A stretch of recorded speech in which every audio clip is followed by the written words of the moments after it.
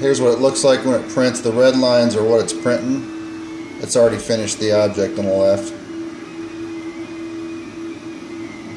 I don't know if you can see the red lines or not. I can't see it.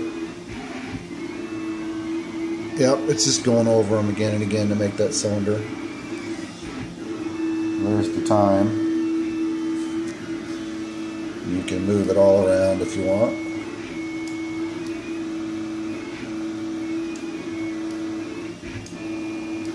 Kind of nifty. There's the finished preview.